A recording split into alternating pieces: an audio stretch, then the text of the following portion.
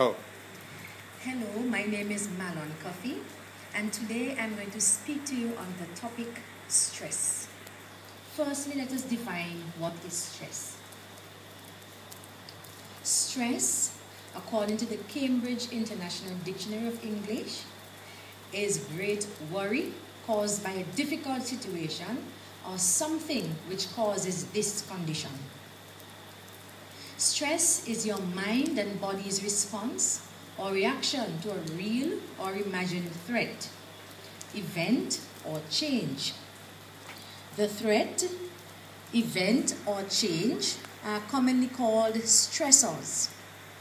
Stressors can be internal, such as your thoughts, beliefs, attitudes, or external, related from loss, tragedy, or change. Levels of stress. There are two levels of stress. Eustress, which is also called positive stress. This occurs when your level of stress is high enough to motivate you to move into action to get things accomplished. The second level is distress or negative stress. This occurs when your level of stress is either too high or too low, and your body and or mind begins to respond negatively to the stressors. The stages of stress. The alarm stage. As you begin to experience a stressful event or perceive something to be stressful, immediately your body begins to respond to the stressor or stressors as effectively as possible. For example, your heart rate and respiration is increased. There is increased gland activity, sweating. Your temperature decreases. And there's an increase in adrenaline, the fight or flight response action. Stressors can be physical, and those are related to the external factors, or social.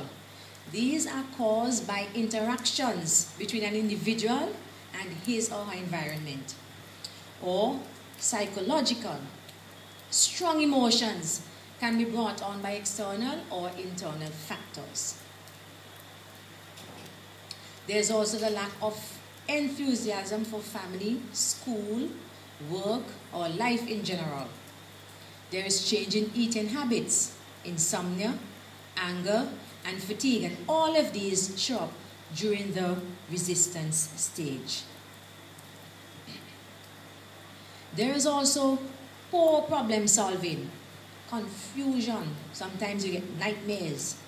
You're hyper vigilant, as if something is going on every minute around you. You're always crying, fearful, or feel overwhelmed. The appraisal stage, the third stage.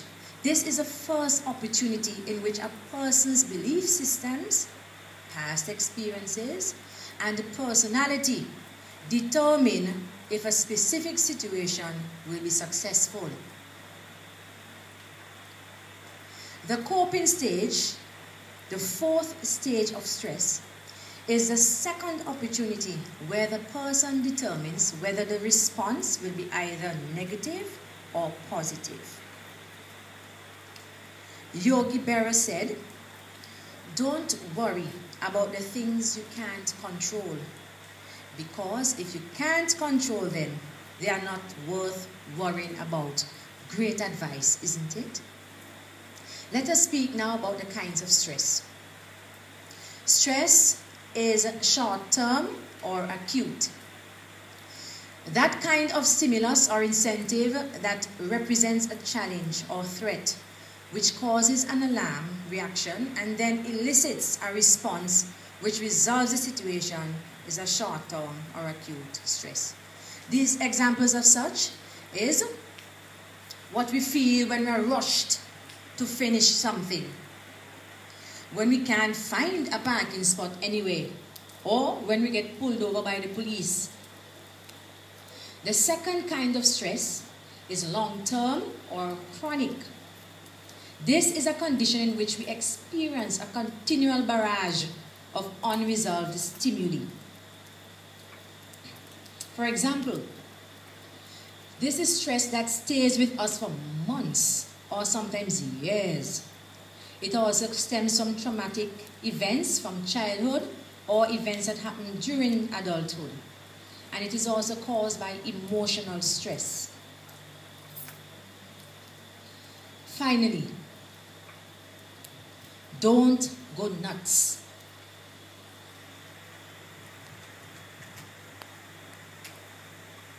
Here are some helpful hints to prevent or reduce stress. Take a deep breath. Take another deep breath. Get plenty of exercise.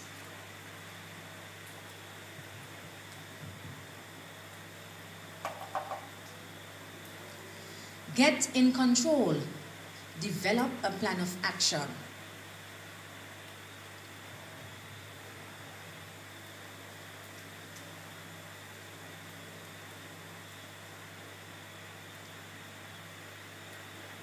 Some further tips. Talk to someone.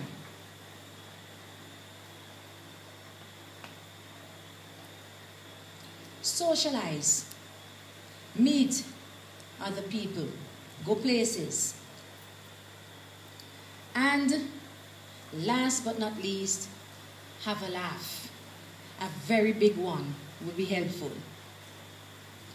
It is what we choose to do with our stressors and our distress that is the key to managing stress.